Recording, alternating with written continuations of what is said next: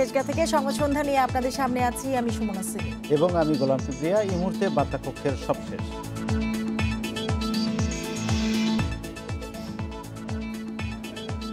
সিলেটের রায়হান হত্যায় প্রধান অভিযুক্ত এসআই আকবর গ্রেপ্তার, ভারতে পালানোর সময় সীমান্ত থেকে আটক।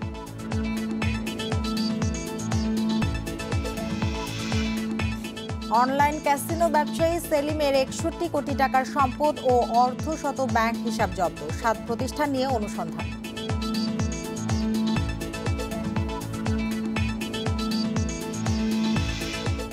সুযোগ বুঝে বাড়তি দামে করোনা পরীক্ষার কিট গছিয়ে দিয়েছে ওএমসি, অতিরিক্ত ৫০ কোটি টাকা নেয়ার অভিযোগ।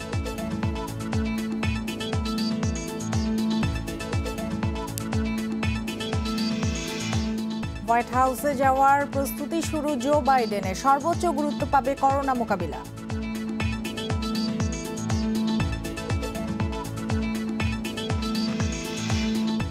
এতক্ষণ শিরোনামগুলো জানাচ্ছিলাম, এবার জানাবো পুরো খবর। সিলেট নগরীর বন্দরবাজার পুলিশ ফাঁড়িতে নির্যাতনে রায়হান আহমেদ নিহতের ঘটনায় প্রধান অভিযুক্ত এসআই আকবর হোসেন ভূঁইয়াকে গ্রেপ্তার করা হয়েছে। দুপুরে কানাইঘাট উপজেলার লক্ষ্মীপ্রসাদ ইউনিয়নের সীমান্ত এলাকা থেকে তাকে আটক করা হয়। রায়হানের মৃত্যুর ১ মাসের মাথায় গ্রেপ্তার হলেন তিনি। আকবর ভারতের মেঘালয় রাজ্যে পালিয়ে গেছেন বলে এর আগে বিভিন্ন সূত্রে জানা গেলেও পুলিশ জানিয়েছে ভারতে পালানোর সময় তাকে গ্রেপ্তার করা হয়েছে। গত ১০ অক্টোবর নগরীর কাষ্ঠঘর থেকে রায়হানকে ধরে আনে পুলিশ। পরদিন ওসমানী মেডিকেলে তিনি মারা যান। স্বজনদের অভিযোগ, টাকা না দেয়ায় ফাঁড়িতে ধরে নিয়ে নির্যাতন করে রায়হানকে মেরে ফেলা হয়েছে। এ ঘটনায় অজ্ঞাত ব্যক্তিদের আসামি করে মামলা করেন রায়হানের স্ত্রী তাহমিনা আক্তার তান্নি। এরপর থেকেই এসআই আকবর গা ঢাকা দেন। পরে এ ঘটনা তদন্তে গঠিত পুলিশের কমিটি হেফাজতে রায়হানকে নির্যাতন ও মৃত্যুর সত্যতা পায়। এরপর বন্দরবাজার পুলিশ ফাঁড়ির ইনচার্জ এসআই আকবর হোসেন ভূঁইয়া সহ ৪ পুলিশ সদস্যকে সাময়িক বরখাস্ত এবং ৩ জনকে প্রত্যাহার করা হয়।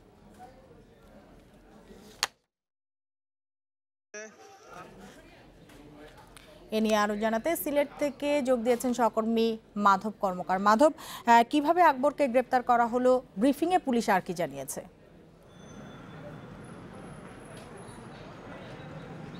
প্রায় রায়হান হত্যার ২৯তম দিনে আজকে প্রধান অভিযুক্ত এসআই আকবর হোসেন ভূঁইয়াকে আটক করা সম্ভব হয়।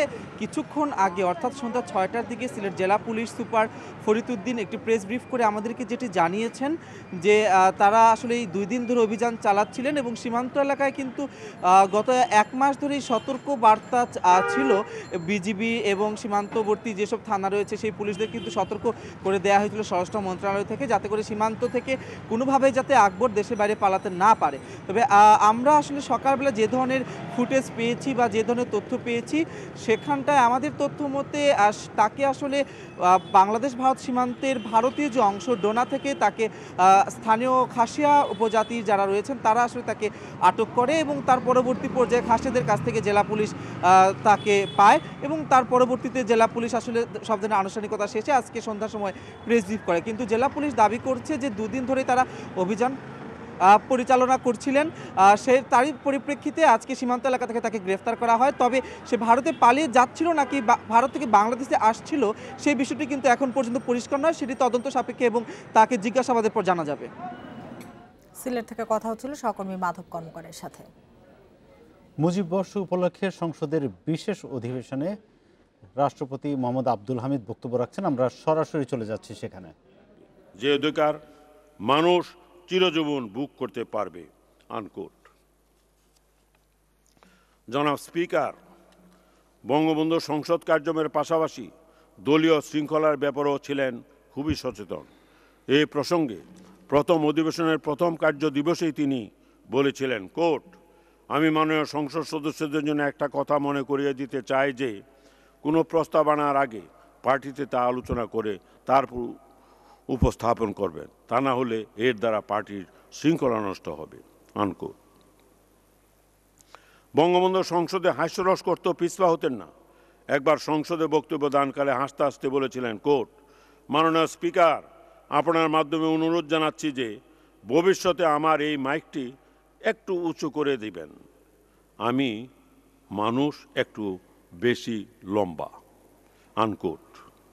হাউস পরিচালনার ক্ষেত্রেও বঙ্গবন্ধু ছিলেন খুবই আন্তরিক। কার্যপ্রণালী বিধি মেনে নিজেও আলোচনা করতেন এবং অন্য সদস্যরাও যাতে তা মেনে চলে সেই ব্যাপারেও শক্ত হাতে হাউস চালানোর ব্যাপারে স্পিকারকে অনুরোধ করতেন। জনাব স্পিকার বঙ্গবন্ধু সংসদের সকল কার্যক্রমে বিরোধী সদস্যদের মতামতকে যথেষ্ট গুরুত্ব দিতেন। রুলস অফ প্রসিডিওরের খসড়ার উপর আলোচনা করতে গিয়ে বঙ্গবন্ধু বলেছিলেন, কোর্ট, আওয়ামী লীগ পার্লামেন্টের পার্টি একেবারে সব কিছু চূড়ান্ত করে নাই।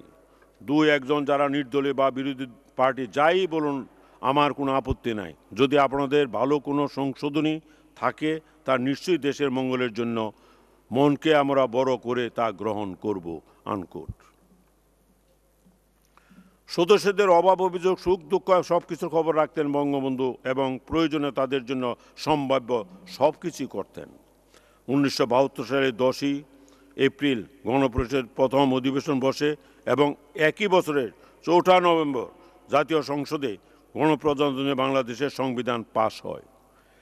16ই ডিসেম্বর 1972 থেকে তা কার্যকর হয়। 15ই ডিসেম্বর গণপরিষদ বিলুপ্তি হয়।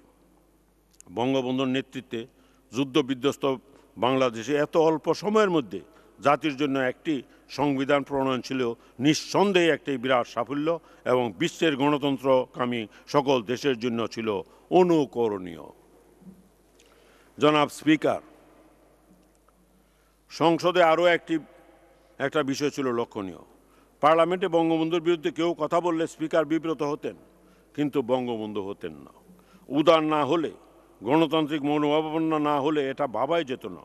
1973 সালে পার্লামেন্টে আতর রহমান খান, এম.এন. লারমা সহ বিরোধী দলের কয়েকজন এমপি ছিলেন। তখনও দেখেছি তারা কথা বলতে চাইলেই সুযোগ পেতেন। প্রায় সময় বঙ্গবন্ধুই স্পিকারকে বলে সে সুযোগ করে দিতেন। বিরোধী দলের প্রতি বঙ্গবন্ধুর আলাদা একটা মনোযোগ ছিল বলেই এটা সম্ভব হয়েছিল। রাজনৈতিক মতাদর্শের যত অমিলই থাকুক না কেন, বঙ্গবন্ধু কখনো বিরোধী দলের নেতাদের কটাক্ষ করে কিছু বলতেন না, বরং তাদেরকে যথাযথ সম্মান দিয়ে কথা বলতেন। রাজনৈতিক শিষ্টাচার তার জীবনে একটা উল্লেখযোগ্য বৈশিষ্ট্য ছিল। জনাব স্পিকার, বঙ্গবন্ধু সবসময় দেশ ও জনগণের উন্নয়নের পাশাপাশি গণতন্ত্রের উন্নয়ন ও বিকাশের কথা ভাবতেন। গুরুত্বের সাথে বিশ্বাস করতেন সংসদীয় গণতন্ত্রে। যদিও দেশের বিশেষ পরিস্থিতিতে বঙ্গবন্ধুর জাতীয় ঐক্য নিশ্চিতকরণ, দেশের উন্নয়ন ও দ্রুত অর্থনৈতিক সমৃদ্ধি অর্জনের জন্য বাংলাদেশ কৃষক শ্রমিক আওয়ামী লীগ গঠন করেন। বঙ্গবন্ধু পার্লামেন্টে না থাকা প্রসঙ্গে বলেছিলেন যে, কোর্ট, আপনারা অ্যামেন্ডমেন্ট করে আমাকে প্রেসিডেন্ট করেছেন, এই সিটে আমি আর বসবো না। এটা কম দুঃখ না। আপনাদের সঙ্গে এই হাউজের মধ্যে থাকবো না, এটা কম দুঃখ নয় আমার, আনকোট। জনাব স্পিকার, বঙ্গবন্ধুর স্বপ্ন ছিল দারিদ্র ও ক্ষুধামুক্ত, দুর্নীতি ও শোষণহীন সমৃদ্ধ এক বাংলাদেশ। জাতির পিতার দর্শন ছিল বাংলার মানুষের মুক্তি। সেই মুক্তি অর্থনৈতিক, রাজনৈতিক ও সামাজিক মুক্তি। তিনি কৃষক ও শ্রমজীবী মানুষের ভাগ্য উন্নয়নের লক্ষ্যে সামাজিক, সাংস্কৃতিক ও অর্থনৈতিক অবকাঠামো উন্নয়নে ভবিষ্যৎ পরিকল্পনা গ্রহণ করেছিলেন। পরিকল্পিত উন্নয়নের উপর ভিত্তি করে বঙ্গবন্ধু আধুনিক রাষ্ট্রের রূপরেখা প্রণয়ন করেছিলেন, যা দেশের প্রথম পঞ্চবার্ষিকী পরিকল্পনায় 1973 থেকে 1978 প্রতিফলিত হয়েছিল। তার সুযোগ্য উত্তরাধিকারী মাননীয় প্রধানমন্ত্রী শেখ হাসিনার বলিষ্ঠ ও দূরদর্শী নেতৃত্বে বাংলাদেশ 1915 সালে এমডিজির অধিকাংশ লক্ষ্যমাত্রা অর্জন সহ নিম্ন মধ্য আয়ের দেশের মর্যাদায় উন্নীত হয়েছে। বাংলাদেশ 2018 সালে প্রথমবারের মতো স্বল্পোন্নত দেশ থেকে উন্নয়নশীল দেশে উন্নীত হওয়ার সকল শর্ত পূরণ করেছে। অর্থনৈতিক ও সামাজিক উন্নয়নে বিভিন্ন সূচকে বাংলাদেশ অভূতপূর্ব সাফল্য অর্জন করেছে। কিছু কিছু সূচকে বাংলাদেশ প্রতিবেশী দেশগুলোর চেয়ে অনেক এগিয়ে আছে। বাংলাদেশ আজ এশিয়ার সর্বোচ্চ প্রবৃদ্ধি অর্জনকারী দেশ। পরপর 3 বছর 7% বেশি প্রবৃদ্ধি অর্জনের পর গত 2018-19 অর্থ বছরের প্রবৃদ্ধি দাঁড়িয়েছে 8.15%। 2019-20 অর্থ বছরের প্রবৃদ্ধির লক্ষ্যমাত্রা নির্ধারণ করা হয়েছিল 8.2%, কিন্তু করোনা মহামারীর কারণে প্রবৃদ্ধি হয়েছে 5.24%। লক্ষ্যমাত্রা অর্জন সম্ভব না হলেও প্রবৃদ্ধির হার ছিল এশিয়া এমনকি বিশ্বের অনেক উন্নত দেশের চেয়েও বেশি। দেশের জনগণের মাথাপিছু আয় দ্রুত বৃদ্ধি পেয়ে 2067 মার্কিন ডলারে দাঁড়িয়েছে। বৈদেশিক মুদ্রার রিজার্ভও এখন 41 বিলিয়ন ডলারের উপরে। দেশ স্বাধীন হবার সময় আমাদের গড় আয়ু ছিল 47, এখন তা বেড়ে দাঁড়িয়েছে 72 বছরের উপরে। প্রাথমিক স্কুলে যাওয়া ছাত্রছাত্রীর সংখ্যা প্রায় শতভাগ। সাক্ষরতার হার 74.7% উন্নতি হয়েছে। শিশু ও মাতৃমৃত্যু হার হ্রাস পেয়েছে। বর্তমান সরকারের সময়ে সারা দেশে 560টি মডেল মসজিদ নির্মাণ করা হচ্ছে। পোশাক রপ্তানিতে এবং ইন্টারনেট ভিত্তিক কর্মসংস্থান সৃষ্টিতে বাংলাদেশ আজ বিশ্বে দ্বিতীয় স্থানে রয়েছে। বাংলাদেশ এখন বিশ্বে মিঠা পানির মাছ উৎপাদনে তৃতীয়, ছাগলের মাংস উৎপাদনে পঞ্চম, ধান উৎপাদনে চতুর্থ, আম উৎপাদনে সপ্তম, সবজি উৎপাদনে তৃতীয়, চামড়া ও চামড়াজাত পণ্য রপ্তানিতে তৃতীয় এবং পাট রপ্তানিতে প্রথম। অনলাইন ক্যাসিনো ব্যবসায়ী সাবেক যুবলীগ নেতা সেলিম প্রধানের দেশে থাকা 61 কোটি টাকার সম্পদ এবং অর্ধশত ব্যাংক হিসেব জব্দ করা হয়েছে। এছাড়া বিদেশের 7টি ব্যবসা প্রতিষ্ঠান নিয়ে অনুসন্ধান করছে দুর্নীতি দমন কমিশন দুদক। সংস্থাটির কমিশনার ডক্টর মোজাম্মেল হক খান সোমবার সাংবাদিকদের এ তথ্য জানান। গেল বছর ক্যাসিনো বিরোধী অভিযানের সময় অনলাইন জুয়ার হোতা হিসেবে আলোচনায় আসেন যুবলীগ নেতা সেলিম প্রধান। দায়ের হয় একাধিক মামলা। 12 কোটি টাকার অবৈধ সম্পদ অর্জনের মামলায় দুদকের অনুসন্ধানে কেঁচো খুঁড়তে গিয়ে সাপ বেরিয়ে আসে। জ্ঞাত আয় বহির্ভূত 5টি জমিসহ স্থাবর অস্থাবর মোট 61 কোটি টাকার সম্পদ জব্দ করেছে দুদক। এছাড়া থাইল্যান্ডে global trading, Asia United entertainment, তমা হোম, পাতেয়া কোম্পানি লিমিটেড সহ 7টি কোম্পানির খোঁজ পেয়েছে দুদক। ব্যাংকক ব্যাংক ও সায়াম কমার্শিয়াল ব্যাংকে 20 কোটি টাকার লেনদেনের তথ্যও বেরিয়ে এসেছে। মার্কিন যুক্তরাষ্ট্রে জেপি মর্গান ব্যাংকে সেলিম প্রধানের 2টি ব্যাংক হিসেবের আর্থিক লেনদেনের তথ্য পেয়েছে দুদক। তবে জব্দ হওয়া 61 কোটি টাকার সম্পদের মালিক সেলিম প্রধান কিভাবে হলো সে বিষয়ে এখনও কিছু জানতে পারেনি সংস্থাটি। থাইল্যান্ডে সেলিম প্রধানের মালিকানাধীন প্রধান global trading, Asia United entertainment তথা হোম, পাতায়া কোম্পানি লিমিটেড সহ 7টি কোম্পানির সন্ধান পাওয়া গেছে এবং সেলিম প্রধানের সকল সম্পদ জব্দ করা হয়েছে। তার অর্ধশত ব্যাংক হিসাব ফ্রিজ করা হয়েছে। বিদেশের বিভিন্ন ক্যাসিনোতে সেলিম প্রধান খরচ করেছেন কোটি কোটি টাকা। পাশাপাশি কয়েক কোটি টাকার ক্যাসিনো চিপস যুক্তরাষ্ট্রের লাস ভেগাস থেকে আমদানি করেছেন, এমন তথ্য পেয়েছে দুদক। টাকা উদ্ধারের ব্যাপারে আমেরিকা এবং থাইল্যান্ড সহ কয়েকটি দেশে MLAR এর মাধ্যমে ব্যবস্থা গ্রহণ করা হচ্ছে। তবে সেলিম প্রধান বিদেশে কত টাকা পাচার করেছেন তা এখনই জানাতে রাজি নন দুদক কমিশনার। রিশাদ হুদা, ইন্ডিপেন্ডেন্ট নিউজ, ঢাকা। জরুরি পরিস্থিতির সুযোগে করোনা পরীক্ষার কিট বেচে অন্তত 50 কোটি টাকা হাতিয়ে নেওয়ার অভিযোগ উঠেছে ঠিকাদারি প্রতিষ্ঠান ওভারসিজ মার্কেটিং কর্পোরেশন OMCর বিরুদ্ধে। করোনা প্রাদুর্ভাবের শুরুতে নিজেদের দাবি করা দামে কেন্দ্রীয় ঔষধাগারকে কিট কিনতে বাধ্য করেছে তারা। চলতি বছরের 6 এপ্রিল ও 4 মে কেন্দ্রীয় ঔষধাগারে 3,85,000 করোনা পরীক্ষার RT-PCR কিট দেয় ঠিকাদারি প্রতিষ্ঠান ওভারসিজ মার্কেটিং কর্পোরেশন OMC। তবে এই কিট কিনতে ঔষধাগার যে আদেশ দেয় তাতে ছিল না দাম ও মান নিয়ে নির্দেশনা। 19 এপ্রিল প্রতিটি কিটের দাম 2,780 টাকা দাবি করে চিঠি দেয় OMC। 2 জুন সে দামকে চূড়ান্ত ধরে টাকা চেয়ে স্বাস্থ্য মন্ত্রণালয়কে চিঠি দেন ঔষধাগারের সাবেক পরিচালক প্রয়াত ব্রিগেডিয়ার জেনারেল মোহাম্মদ শহীদুল্লাহ। অথচ তখন সব খরচ ও 10 থেকে 15 ভাগ মুনাফা সহ এ কিটের দাম সর্বোচ্চ 1,700 টাকার মতো। ঔষধাগারের নতুন পরিচালকের সময়েও 1.5 লাখ কিট সরবরাহের আদেশ পায় OMC। দাম ধরা হয় ২,৩০০ টাকা। তবে প্রতিটি কিট আমদানিতে খরচ ১,৩০০ টাকার বেশি হওয়ার কথা নয়। কেন্দ্রীয় ঔষধাগারের তথ্য বলছে এখন পর্যন্ত করোনা পরীক্ষার জন্য কেনা হয়েছে প্রায় ৩০০ কোটি টাকার কিট। এর মধ্যে ওএমসির সরবরাহ করা কিটের দাম প্রায় ১৪০ কোটি টাকা। তারা সরবরাহ করেছে ৫ লাখের মতো কিট, যার প্রতিটিতে অন্তত ১,০০০ টাকা করে বাড়তি মুনাফার অভিযোগ প্রতিষ্ঠানটির বিরুদ্ধে। পান্থপথে ওএমসির অফিসে গেলে এ নিয়ে কথা বলতে রাজি হননি কেউ। পরে মুঠোফোনে পরিস্থিতির অজুহাত দেখিয়ে দায় এড়ানোর চেষ্টা করেন এক কর্মকর্তা। ওই সময় শিপমেন্ট ছিল না, এখন ভ্যাট ট্যাক্সে তো উঠাই দিচ্ছে, ওই সময় ভ্যাট ট্যাক্স কি হবে সেটা কোনো ছিল না। আর কেন্দ্রীয় ঔষধাগারের পরিচালক বলছেন অনেকটা জিম্মি হয়েই বাড়তি দামে ওএমসির কিট কিনেছেন তারা। না হলে দেশে করোনা টেস্ট বন্ধ হয়ে যেত। আমরা শুধু সেই সময়টুকু নিয়েছি। পরবর্তী আদেশগুলোতে আমরা প্রক্রিয়াটিকে আরও বেশি কোম্পানিকে অনবোর্ড নিয়ে আসতে পেরেছি। আমার সময়ের আগে বা পরে কোথাও কিছু ঘটেছে কিনা সেটার জন্য অন্য কোনো কর্তৃপক্ষ যারা আছেন যোগ্য কর্তৃপক্ষ তারা দেখবেন। তবে সরকারকে জিম্মি করে বাড়তি মুনাফা করায় এ বিষয়ে ব্যবস্থা নেওয়ার দাবি ট্রান্সপারেন্সি ইন্টারন্যাশনাল বাংলাদেশ টিআইবির। এই ধরনের অনিয়ম দুর্নীতি কোনোভাবেই সহ্য করা সম্ভব নয়। যারা রয়েছেন দায়িত্বপ্রাপ্ত এই ধরনের সিদ্ধান্তকে পরিবীক্ষণ করার, তারা তাদের অবস্থান থেকে তদন্ত অনুসন্ধান করেন বিভাগীয় পর্যায়ে। আর একই সাথে এটা দুর্নীতি দমন কমিশনের এখতিয়ারভুক্ত একটি বিষয়। দ্বিতীয় দফায় করোনা সংক্রমণের ঝুঁকিতে রয়েছে বাংলাদেশ। এ অবস্থায় করোনার কিট কেনায় কোনো প্রতিষ্ঠান যেন বাড়তি মুনাফা করতে না পারে তা নিয়ে ঔষধাগারকে সতর্ক হওয়ার পরামর্শও দিচ্ছেন সংশ্লিষ্টরা। Shariful Islam, independent news, Dhaka. দেশে করোনায় আরও ২৫ জনের মৃত্যু হয়েছে, এর মধ্যে পুরুষ ১৭ এবং নারী ৮ জন।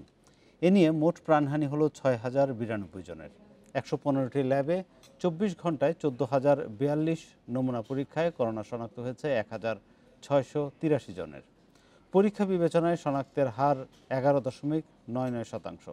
সোমবার স্বাস্থ্য অধিদপ্তরের বিজ্ঞপ্তিতে জানানো হয়, দেশে মোট করোনা আক্রান্তের সংখ্যা দাঁড়ালো ৪,২১,৯২১ জন। সুস্থ হয়েছেন আরও ১,৬২৩ জন। এ নিয়ে মোট সুস্থ ৩,৩৯,৭৬৮ জন।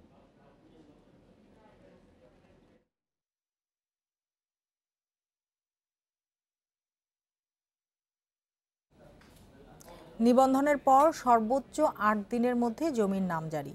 ভূমি নিবন্ধন ও নামজারি কার্যক্রম সমন্বয় প্রস্তাব মন্ত্রিসভায় অনুমোদন হওয়ায় মিলছে এ সুবিধা।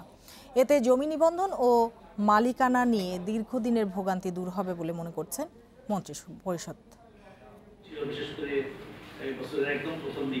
সোমবার সকালে সচিবালয়ে বসে মন্ত্রিসভার বৈঠক।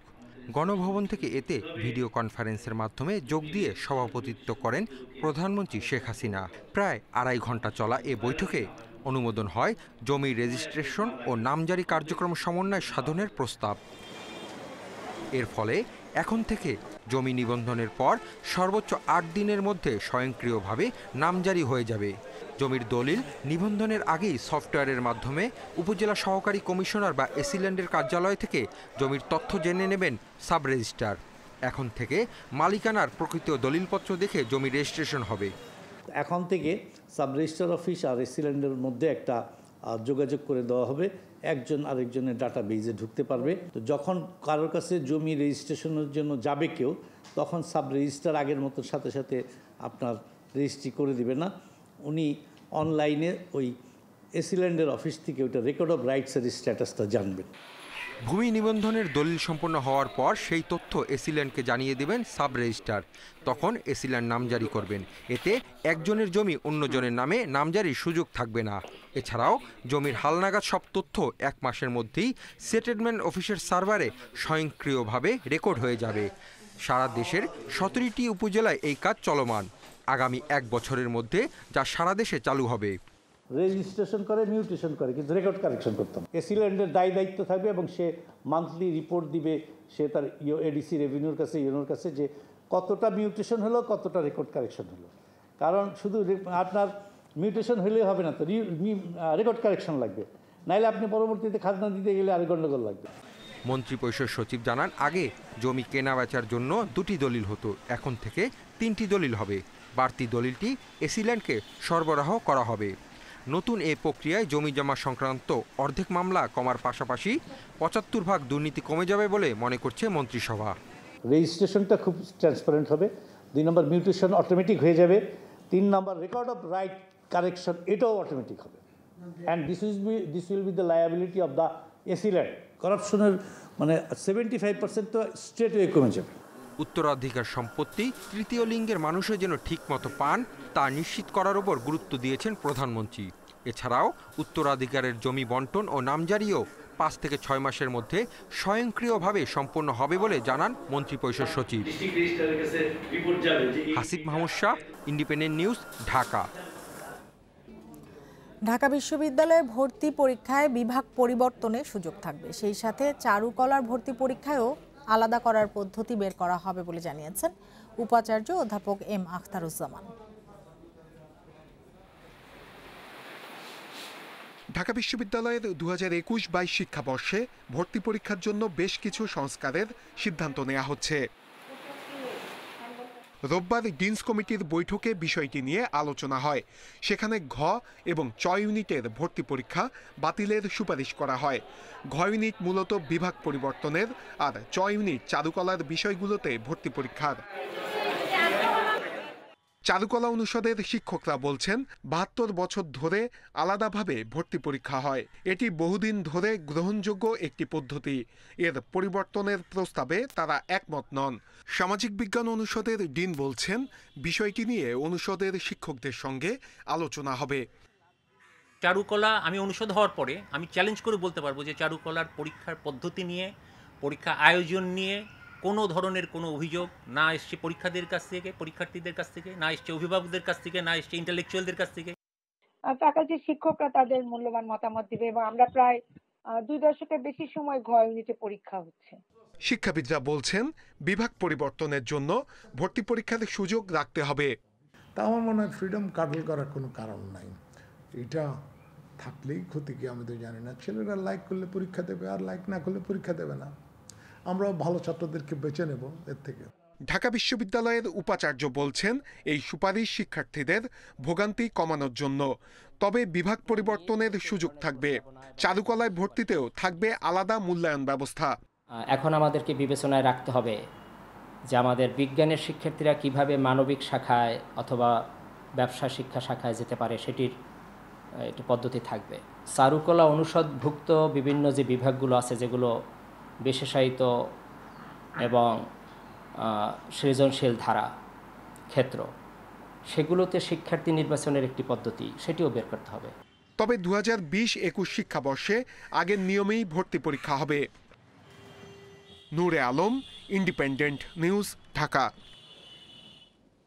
ঢাকা দক্ষিণ সিটি কর্পোরেশনে দারিদ্র্যসীমা 10 ভাগের নিচে এনে দৃষ্টান্ত স্থাপন করার লক্ষ্যের কথা জানিয়েছেন মেয়র শেখ ফজলিনুর তাপস।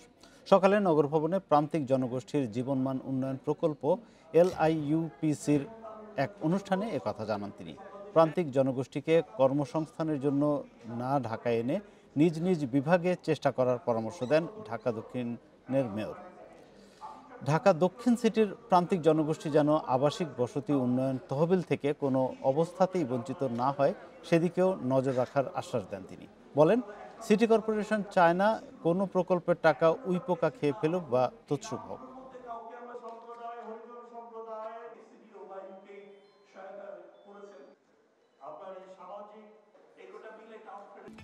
আমেরিকার নবনির্বাচিত প্রেসিডেন্ট জো বাইডেন বিশ্বশান্তি প্রতিষ্ঠার পাশাপাশি মানবিক এবং সহানুভূতিশীল বিশ্ব প্রতিষ্ঠায় অবদান রাখবেন বলে আশা ব্যক্ত করেছেন আওয়ামী লীগের সাধারণ সম্পাদক ওবায়দুল কাদের। সকালে নিজ বাসভবন থেকে এক ভিডিও বার্তায় তিনি একথা জানান। ওবায়দুল কাদের বলেন, বাংলাদেশ এবং আমেরিকার জনগণ এবং দুদেশের সরকারের সম্পর্ক নতুন উচ্চতায় যাবে। রোহিঙ্গা প্রত্যাবাসন, জলবায়ু পরিবর্তন, জঙ্গিবাদ নির্মূল সহ অভিন্ন ইস্যুতে ভবিষ্যতে ঐক্যবদ্ধভাবে কাজ করার এক নতুন দিগন্ত উন্মোচন হবে বলে তিনি আশাবাদ ব্যক্ত করেন। আঞ্চলিক ইস্যু, বাণিজ্যিক সম্পর্ক এবং অভিবাসনের ক্ষেত্রে উন্নয়নশীল দেশ হিসেবে বাংলাদেশ বরাবরের মতো ডেমোক্রেট জো বাইডেন সরকারের কাছে প্রাধান্য পাবে বলে প্রত্যাশা করেন সড়ক পরিবহন ও সেতুমন্ত্রী। তিনি বলেন, আওয়ামী লীগ মাইনাস কিংবা প্লাস ফর্মুলায় বিশ্বাসী নয় বলেই বিএনপি প্রধান খালেদা জিয়ার সাজা স্থগিত করে মানবিক এবং রাজনৈতিক ঔদার্যের পরিচয় দিয়েছে। আমরা বাংলাদেশ আওয়ামী লীগের পক্ষ থেকে দায়িত্ব নেয়ার পর করোনা মহামারী মোকাবিলা সবচেয়ে বেশি প্রাধান্য দেবেন মার্কিন প্রেসিডেন্ট নির্বাচনে বিজয়ী জো বাইডেন। সেই সাথে প্রাধান্য পাবে বর্ণবাদ নিরসন এবং মার্কিন অর্থনীতিকে আবারও শক্তিশালী অবস্থানে নেয়ার বিষয়টি। যুক্তরাষ্ট্রের ৪৬তম প্রেসিডেন্ট হিসেবে আগামী ২০ জানুয়ারি দায়িত্ব নেবেন জো বাইডেন। এরই মধ্যে কাজে নেমে পড়েছেন ডেমোক্র্যাটরা। এক্ষেত্রে তারা সবচেয়ে বেশি গুরুত্ব দিচ্ছে করোনা ভাইরাসের সংক্রমণ রোধের বিষয়টি। ক্ষমতা হস্তান্তর প্রক্রিয়ার প্রাথমিক পদক্ষেপগুলোর ঘোষণা করে বাইডেনের সহকর্মীরা জানিয়েছেন করোনা পরীক্ষার সংখ্যা বাড়ানো হবে। সেই সাথে মার্কিন নাগরিকদের মাস্ক পরার উপর আরও জোর দেওয়া হবে।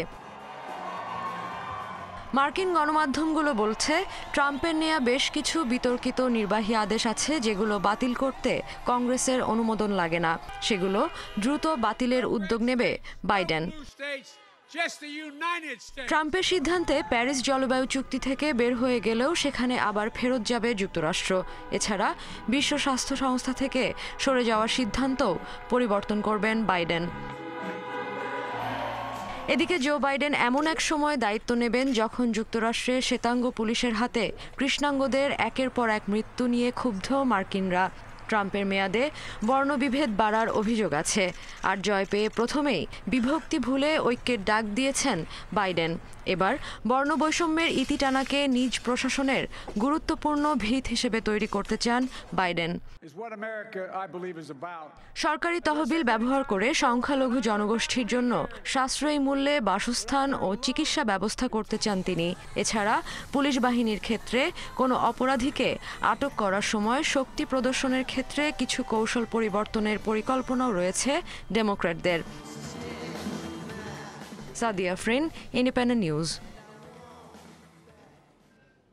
এদিকে হোয়াইট হাউসে যাওয়ার প্রস্তুতি শুরু করেছেন জো বাইডেন, কিন্তু এখন পর্যন্ত হার মানতে নারাজ প্রেসিডেন্ট ডোনাল্ড ট্রাম্প। তবে ট্রাম্পকে নির্বাচনের ফলাফল মেনে নেওয়ার জন্য আহ্বান জানিয়েছেন সাবেক হোয়াইট হাউস কর্মকর্তা থেকে শুরু করে বেশ কয়েকজন রিপাবলিকান। এমনকি ট্রাম্পকে ফলাফল অনুযায়ী হার মেনে নিতে বুঝিয়েছেন স্ত্রী মেলানিয়া, তার জামাতা এবং উপদেষ্টা কুশনার। এমনটাই জানিয়েছে সংবাদ সংস্থা CNN। নির্বাচনে হেরে যাওয়ার আভাস পাওয়ার পর থেকেই ট্রাম্প কারচুপির অভিযোগ তোলেন। একের পর এক মামলা করেন তিনি। এদিকে জো বাইডেন এবং কমলা হ্যারিসের প্রচার শিবির বলছে নির্বাচনে জয়ী হওয়ার পর থেকে এখন পর্যন্ত বাইডেনের সঙ্গে ট্রাম্পের কোনো কথা কিংবা যোগাযোগ হয়নি। এমনকি দুই পক্ষের প্রচার শিবিরের প্রতিনিধিদের মধ্যেও কোনো কথাবার্তা হয়নি।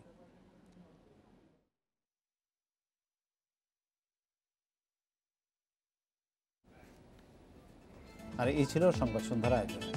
ইন্ডিপেন্ডেন্ট টেলিভিশনের সব খবর আরও বিস্তারিত জানতে চোখ রাখুন ফেসবুক, ইউটিউব এবং টুইটারে। ধন্যবাদ সবাইকে এতক্ষণ সাথে থাকার জন্য।